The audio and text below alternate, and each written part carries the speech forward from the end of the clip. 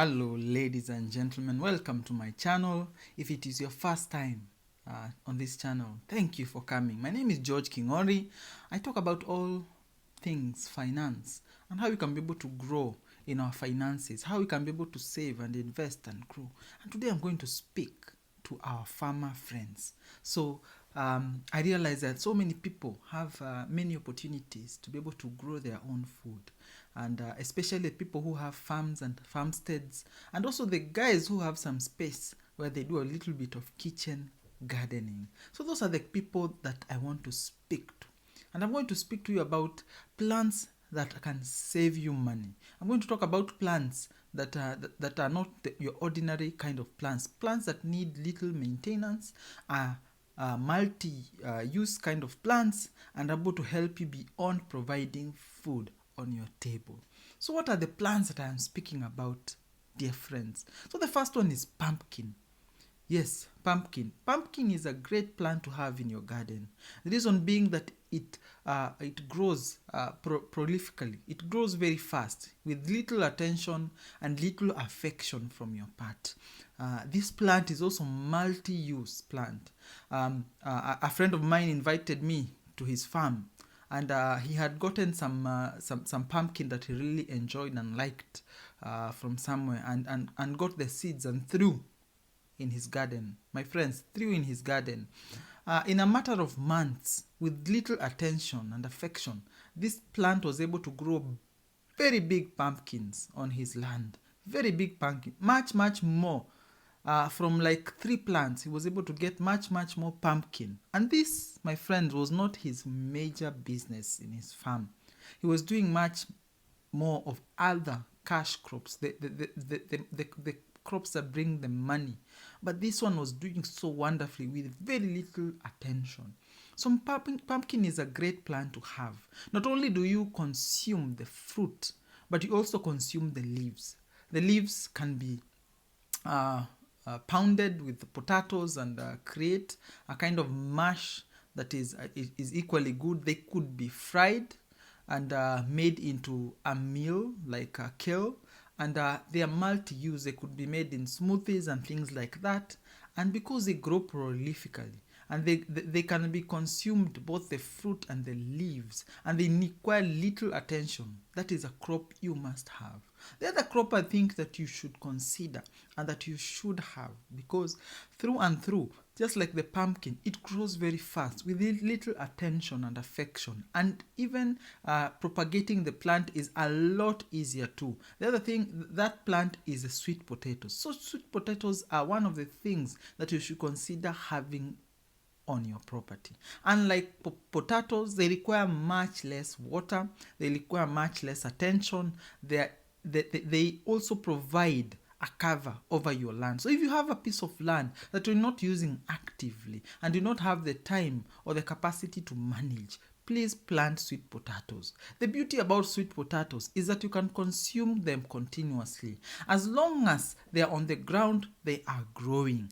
One time you harvest them being small, then the next time they are growing and growing. The only difference is that they become more fibrous as they grow older and older, and because they are self-propagating and they grow through vines, you can be able to cut vines and transport and plant elsewhere, and also they are able to cover a large area by themselves. They are very prolific, and you can be able to get food continuously. As long as the plants have some moisture and they are planted in soil, they can continuously grow and produce food. Also, the leaves have been known to be able to make certain teas that you can be able to consume. Teas, and also they are able to be made into vegetable stews, just like kale. So they are multi-use kind of plants, and they require little attention from your part. The other plant that you should consider having, especially if you have kale and spinach and the plants that are affected by aphids in your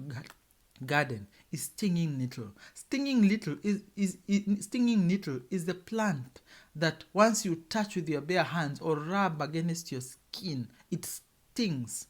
It is very painful when you touch them without knowing. Now, what is the use of this plant?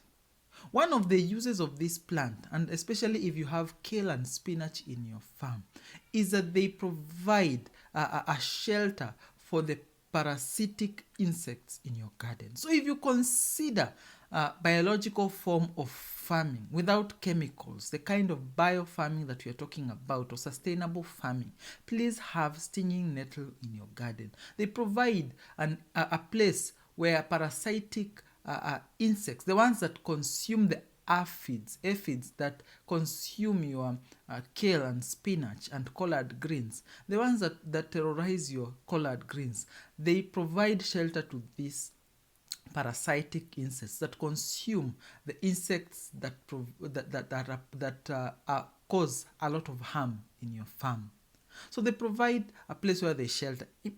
The thing is, stinging nettles provide a place, a heaven for these creatures, because no other animals like birds and other big animals consume stinging nettle, because it stings them once they try to consume this plant. So the parasitic insects are able to hide and are able to produce and are able to grow and are able to finish the parasites that are terrorizing your plants in your garden. It is a plant that you must have.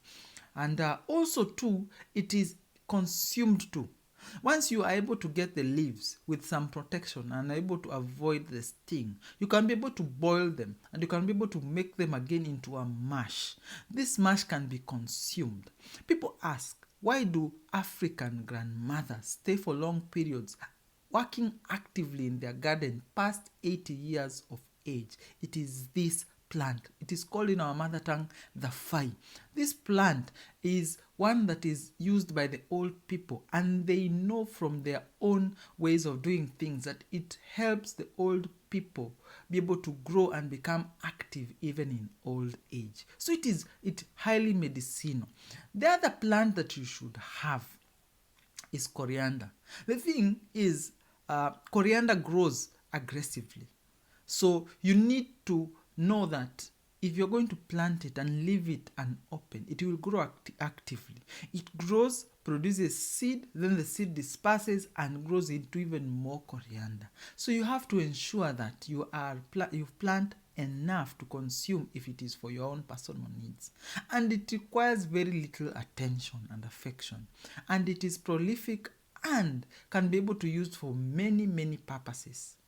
The other thing is the smell of coriander discourages pests that come to your garden. So when you plant them along the peripheral or the areas around your garden, they keep the bugs away because they smell. They emit a smell, just like pyrethrum. They emit a smell that causes these pests to go away or to run away.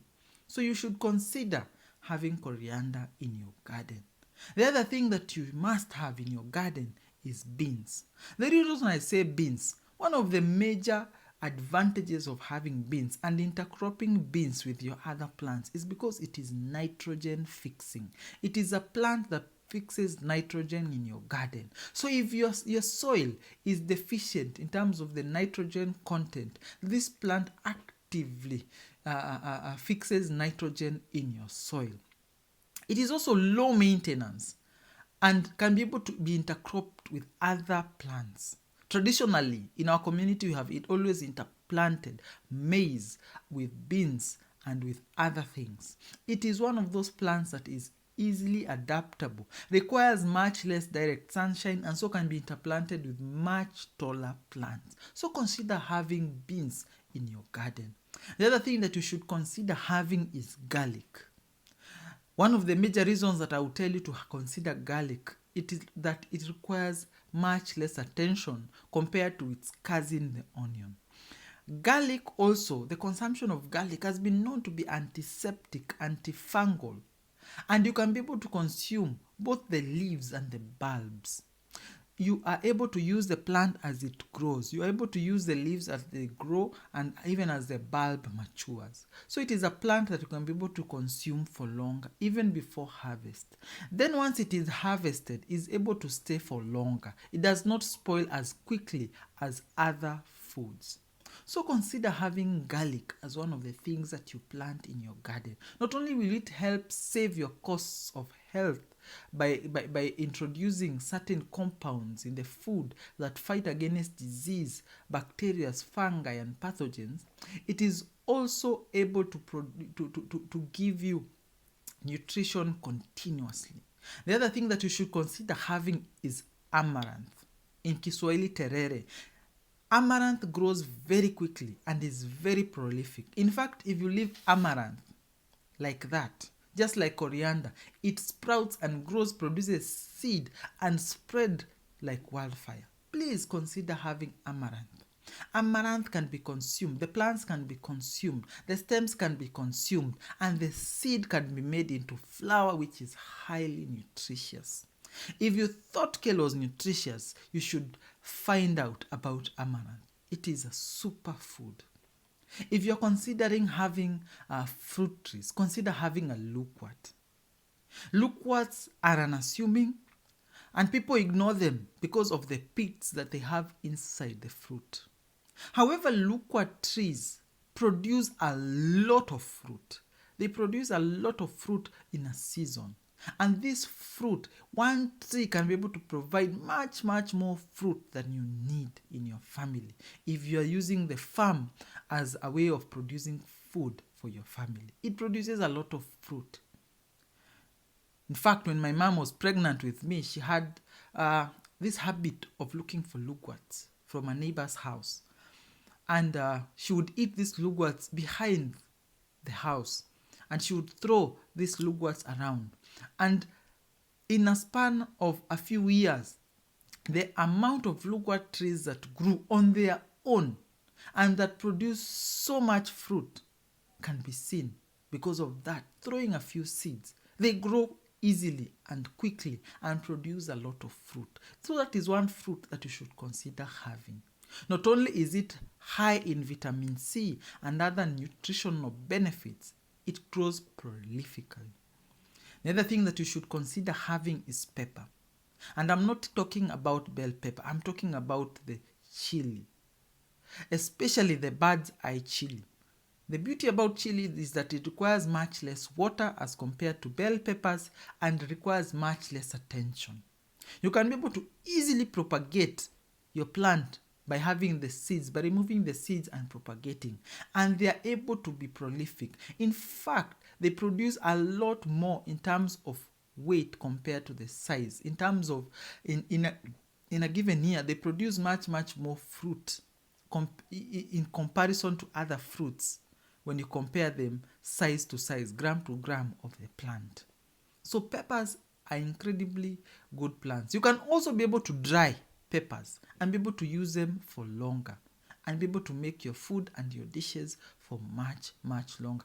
Not only does it reduce your blood pressure health-wise, but it is also used to fight the build-up of cholesterol in your blood. It is a highly nutritious, easily maintained plant that produces a lot. The other thing that you should consider having in your farm is aloe vera. Aloe vera is one of the easiest plants to grow, especially if you are in a dry area. Aloe vera grows into a big size over time. As long as it is not disturbed, it grows continuously.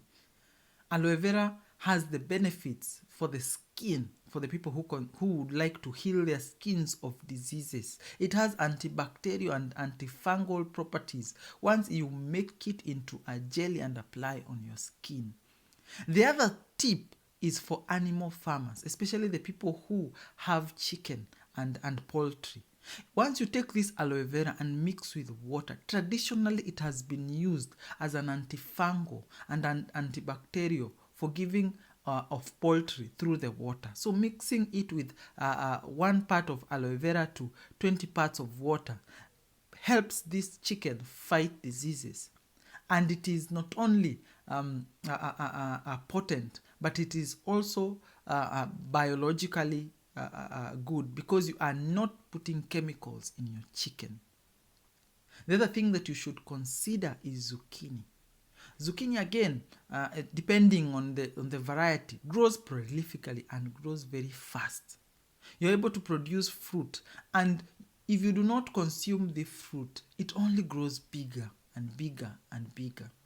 Again, you're able to use, just like the pumpkin, you're able to use all parts of the plant. You can be able to use the zucchini leaves, you're able to use the zucchini plant. Then it is able to grow and propagate quickly. You are able to use zucchini fruit. You're able to store it, and you're able to store it for longer once you do things like canning and things like that. You're able to propagate it for longer, and it can be able to stay in your garden and grow continuously. We have seen big sizes of zucchini grow because it is able to grow continuously. As long as it is receiving sunlight and it is warm, it continues to grow. And pound for pound is able to produce a lot more food for you compared to things like bell peppers. So consider these plants and plant them in your garden. Not only are you going to increase the amount of food that you have available to your family, you can be able to sell excess, and you're able to provide food and provide income and be able to save on your food bill. So if you find these tips useful and these plans useful, kindly consider liking my channel, subscribing to my channel, liking this video, and turning on notifications so that you can be able to get these tips and other tips, so that you're able to get content as fresh as it comes your way. So thank you and enjoy 2021.